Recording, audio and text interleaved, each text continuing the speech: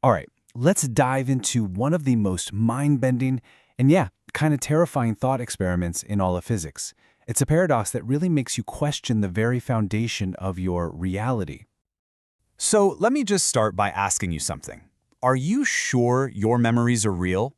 I mean, your childhood, what you ate for breakfast this morning, even the memory of clicking on this explainer. Are you positive any of that actually happened?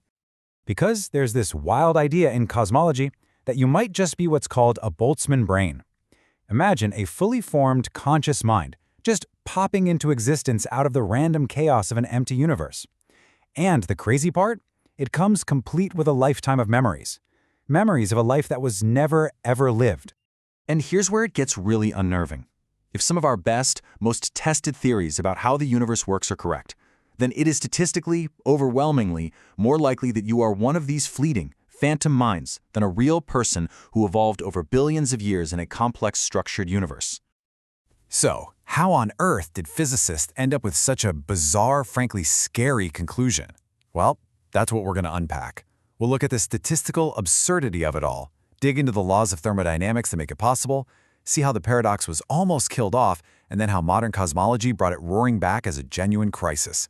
And finally, we'll see how scientists are desperately trying to find an escape. So let's start with just how absurd this whole thing is. It sounds like something straight out of science fiction, right? But physicists take this idea very seriously. Not because they think we are Boltzmann brains, but because the paradox works as this incredibly important reality check for their theories about the cosmos. You see, the paradox forces us to compare two possibilities. On one hand, you've got an ordinary observer. That's you, hopefully. You're the product of billions of years of cosmic and biological evolution. On the other hand, you have the Boltzmann brain, a spontaneous, bare minimum consciousness that just flickers into existence for a moment and then it's gone. So physicists use this as a kind of theory filter. It works like this. You take a cosmological model, you run the math all the way to its ultimate conclusion. Then you ask a simple question. Does this future predict way, way more of these spontaneous brains than evolved observers like us? If the answer is yes, then the theory is thrown out. It's basically a cosmic self-destruct button. If your theory's own math tells you that you, the theorist, are probably just a random illusion, your theory has a serious problem. So what kind of physics could possibly lead to such a strange place?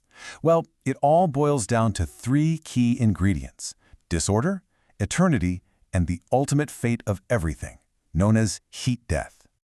It all starts with the second law of thermodynamics, which you probably remember from school. It just says that things tend to get more disordered over time. Entropy always increases. And if you take that idea to its final conclusion, you get what's called the heat death of the universe, a future state that is cold, dark, and perfectly uniform, a state of maximum boredom where nothing interesting can ever happen again. Or can it? You see, even in this perfect sea of boring disorder, the laws of physics say that just by pure random chance, particles will occasionally bump into each other and form ordered structures. Now, it's incredibly, unbelievably rare, but it's not impossible. And this is where the concept of eternity becomes so powerful, because when you have an infinite amount of time to play with, incredibly rare becomes statistically inevitable. With an eternal timeline, a brain can pop into existence from nothing. In fact, it has to, and it has to happen an infinite number of times. Now, this idea isn't some new, edgy concept. It actually goes all the way back to the 19th century physicist Ludwig Boltzmann himself. But as we're about to see, the very logic he used to try and explain our universe was eventually used to tear his own idea apart. So Boltzmann first suggested way back in 1896 that our entire observable universe was just one of these huge random fluctuations. But over the next century, brilliant minds like Arthur Eddington and Richard Feynman found a killer flaw in that logic. A flaw, by the way, that would lie dormant for decades until modern cosmology accidentally brought it roaring back to life. The flaw in Boltzmann's original idea is actually pretty simple, but it's devastating. The math is clear. Small random fluctuations are exponentially, and I mean exponentially, more likely to happen than large ones. A single conscious brain is a vastly smaller and simpler fluctuation than an entire universe filled with trillions of galaxies. So if we were just products of random chance, we should find ourselves being these minimal, lonely brains, not complex people living in a vast cosmos. And since that's not what we see, Boltzmann's original idea had to be wrong. And for decades, that was that. The story was over. The paradox was just a cute historical curiosity. But then we discovered dark energy. And that discovery led us to a brand new cosmic calculation, turning this dead paradox into a very real, very modern crisis for cosmology.